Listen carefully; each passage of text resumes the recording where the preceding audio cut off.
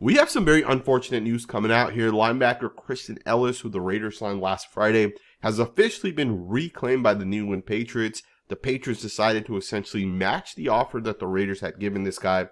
And the Raiders at this point will miss out on Christian Elliss, right? This is a linebacker that when I watched this tape, this guy had tremendous upside, right? This guy had legit potential for the Raiders. He just turned 26 years old. His best football was in front of this guy, and the Patriots obviously felt the same way. And even though the Patriots signed 2 free agent linebackers that they paid basically $15 million a year to, they decided that they want to go ahead and spend another $4 to $5 million on Christian Elliss. So he is officially going back to the Las Vegas Raiders, and the Raiders will have to basically look elsewhere for another linebacker, right? A guy that could actually be our starting linebacker, right? The linebacker one for the Las Vegas Raiders. And, there's a lot of mixed opinions of this report that came out.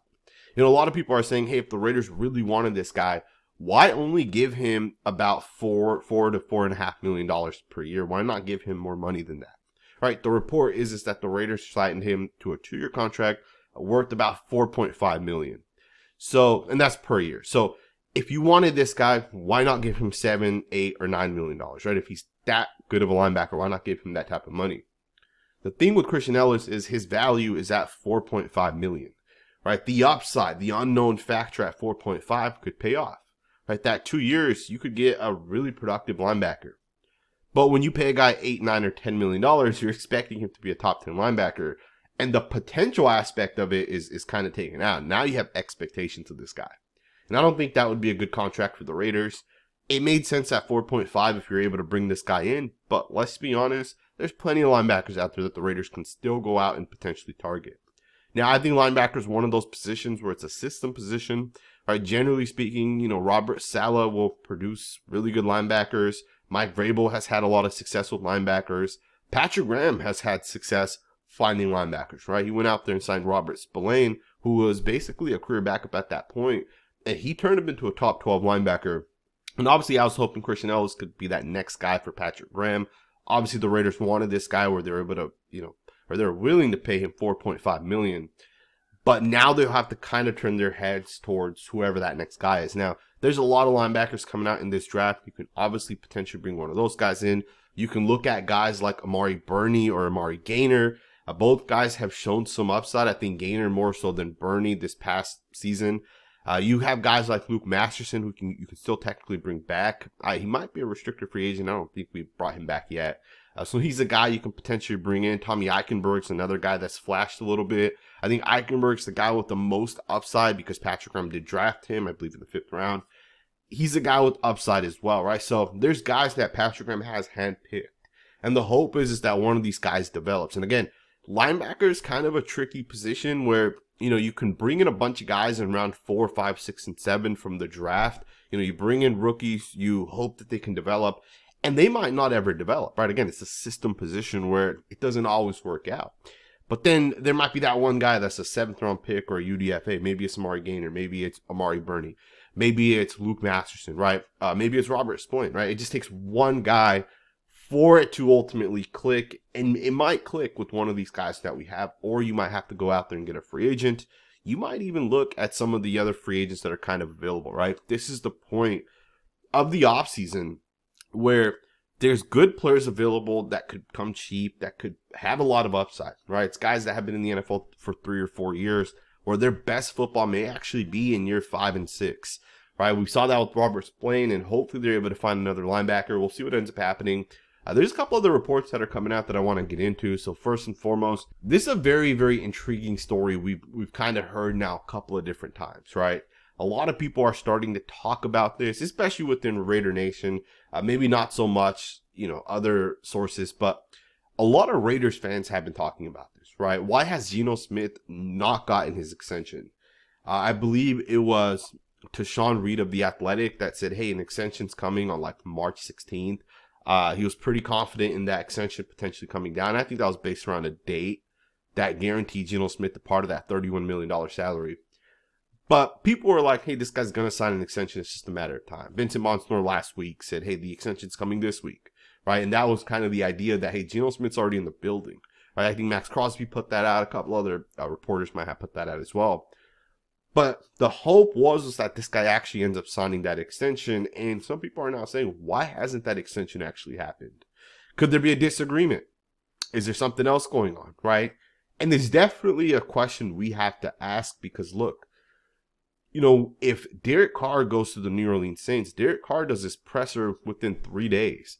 The news happens, he gets that contract, the presser's done, he's introduced, the beat reporters get to ask those questions.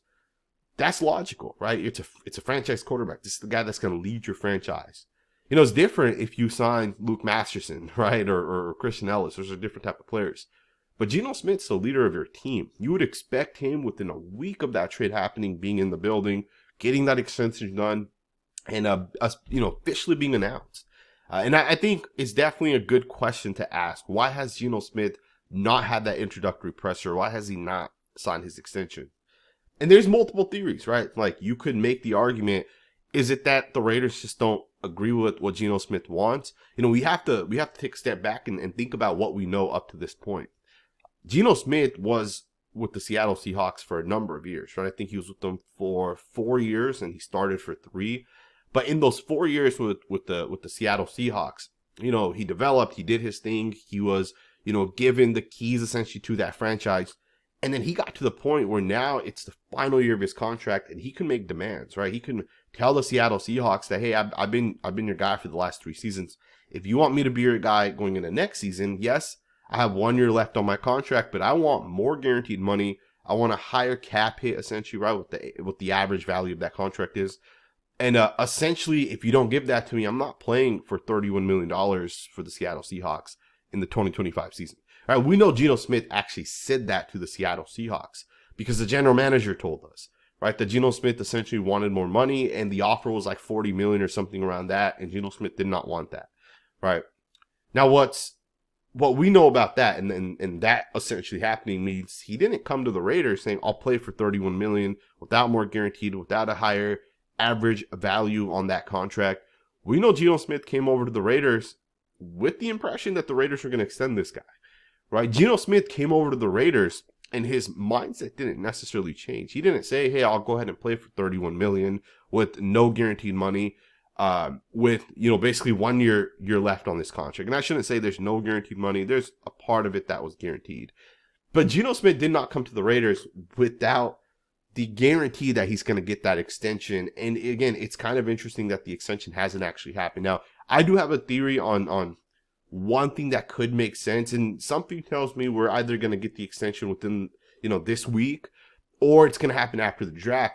And there's a chance that the Raiders might actually look at it like, hey, if we don't extend Geno Smith, maybe one of these other teams that pick after us, right? Maybe a team like the Jets, for example, even a team like the Giants could feel a little pressured and they might feel like, hey, we can't necessarily wait until the second round because the Raiders and Geno Smith haven't come to an agreement. One of these other teams might say we need to jump the Raiders or we need to draft the quarterback ahead of the Raiders, right? We know Cam Ward's going number 1 overall, right? There's no question about that. But for the Raiders, best case scenario is you get a second quarterback to go in those first 5 picks as well, because that means a better player falls down to you. And maybe the Raiders' entire plan is that hey, we're not going to extend Geno Smith until after the draft, and we want these other teams to think we're going to take Shador or we're going to take Jackson Dart with pick 6. And again, it's going to pressure one of these other teams to potentially move up, right? So there's a real chance that the Raiders are just kind of playing the long game. Now, we'll never know, right? And there's also a chance that he ends up getting signed at some point this week, maybe even today, who knows. But I find it interesting regardless, and I do hope the Raiders get Geno Smith locked in long term. And by long term, 2 extra years, right? This upcoming year, 2 more years. That'll take Geno Smith through, I think, about 38, 39 years old. And I think that's probably where the Raiders want to kind of stop that investment in Geno Smith. But there is also a chance that they're still interested in a quarterback in this draft. In fact, there's a very interesting report that came out today that Quinn Ewers is set to visit the Las Vegas Raiders, the Indianapolis Colts, and the Dallas Cowboys on a top 30 visit, right? So we're at that point now, right? It's post-senior senior bowls, post-East-West, post-NFL scouting combine. We're now at the point where players are going to start to go in for the top 30 visits, right? So the Raiders will hear a bunch of guys coming in, but Quinn Ewers is a hot name that's coming in. So he's set to visit the Colts, Raiders, Cowboys, and he's already visited with the Jets and I believe a couple other teams. So Quinn Ewers is a guy that has a ton of, at least early on in the process, he has a ton of suitors, right? A ton of guys that are a ton of teams looking to potentially bring him in. But the Raiders are one of those teams, and I want to talk a little bit about Ewers. This is a guy that after 1 year at Texas brings in, the hottest name in college football, that is Arch Manning, right? The nephew of Peyton and Eli Manning. And Quinn Ewers for the next 2 seasons kind of had that pressure behind him that, hey, Arch Manning's like the future of Texas. All these fans are kind of fired up for him. And a lot of people were like, the amount of pressure this guy had, there's just no way he was going to be able to succeed. And he had a good 2 seasons. Honestly, I think he kind of underperformed, in my opinion, based off of the amount of NFL talent that Texas has had over the past 2 seasons. But Quinn Ewers could have easily transferred out of Texas. He would have gotten $12 million from whatever team that potentially wanted him, and he decided not to go down that route. He decided, I'm going to head to the NFL. And there's potential with the guy like Quinn Ewers. Remember, in the past, we've got quarterbacks that decided, hey, I'm not going to come out early. I'm going to go ahead and spend that 4th or 5th year in college. Cam Ward's a great example of that. Spend that extra year in college, transfer to Miami, have success, be the number 1 overall pick. And we've seen this happen multiple times with other quarterbacks in the past, right? You stay that extra year and your stock goes through the roof. Even guys like Garrett Nussmeier of LSU, people are like, hey, he's arguably the 2nd best quarterback in this class. And he decided he wants to go back to college to be a potential top tier 3 pick. Drew Aller, another example. People said he would have been the number 1 quarterback in this class. He's going back to potentially be the number 1 quarterback in next year's class. Quinn Ewers could have done the same exact thing, and he decided he's going to come out, and there's a chance some team's going to want this guy in the 2nd round. Ewers' best football, in my opinion, is still in front of him. He's raw. He has some upside. He has potential, but he is raw, right? So it's one of those things where for the Raiders, do you bring in Quinn Ewers maybe in the 2nd or 3rd round? And it doesn't even have to be as high as that. Like, in my opinion, I think we're going to get one quarterback and go to number 1 overall pick. And then I don't think another quarterback's going to go in the 1st round. I think some team might consider Shador or Jackson Dart, but I'd honestly I'd be surprised if either of those 2 guys go in the top 10. I'd be more surprised if they don't go in the 1st round. I think somewhere between like pick, 18 to 32 kind of makes sense for those 2 guys. But there's also a chance they do end up going in the 2nd round, and there's a chance Quinn Ewers, who's like QB6 in this class, there's a chance he ends up being available in round like 4 or 5. And there's a chance the Raiders could easily jump in and say, we like the potential with this kid. Remember, we have Chip Kelly as our offensive coordinator. Chip Kelly's legit. He knows what he's doing. And it might be Will Howard. It might be another quarterback the Raiders are interested in. But I do think that if you're going to have Geno Smith here for at least 2 to 3 years, you got to have a long-term development option. And I just don't see enough with Aiden O'Connell. That makes me feel like he's the guy you want for the future. But I do see some good quarterback options in this class. Obviously, Will Howard's one of those guys. Quinn Ewers is another guy. I like Kyle McCord as well. I think he had a really, really good season with Ohio State. He did end up losing, I believe, the game before the national championship the year before. And for some reason, fans wanted him out. It's kind of crazy because I think he was undefeated up to that point. But he had a really good season with Syracuse as well. And again, that's not the only quarterbacks in this class, right? Jackson Dart, Shador Sanders, right? I think those guys could be available. Probably in round 2 for the Raiders.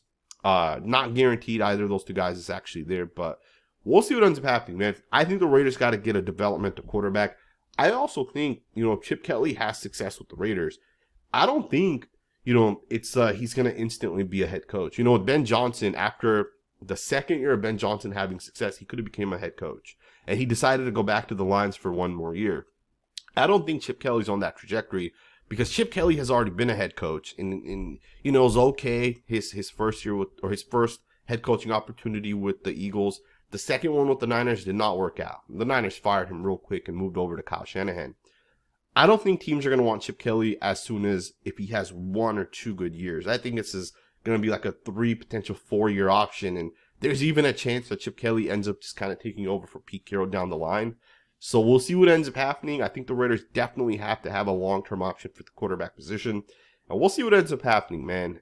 It's a very, very interesting time because the draft is literally a month away from this point. The Raiders have probably made most of the moves they're going to make for free agency. We will get probably like 2 or 3 more signings from here to the draft. We will have some workouts, right? Team workouts coming up, I believe, in like 2 weeks. So there's definitely a lot that's kind of approaching. I'm excited for it, man. Football year round, of course, right? Always news, always things kind of coming out. But we will have a lot of rumors from this point forward. So just kind of keep that in mind. We're at that point. So I hope you guys enjoyed this video. Thumbs up, subscribe. Let me know what you guys think in the comments down below. And I'll see you guys next time with another video.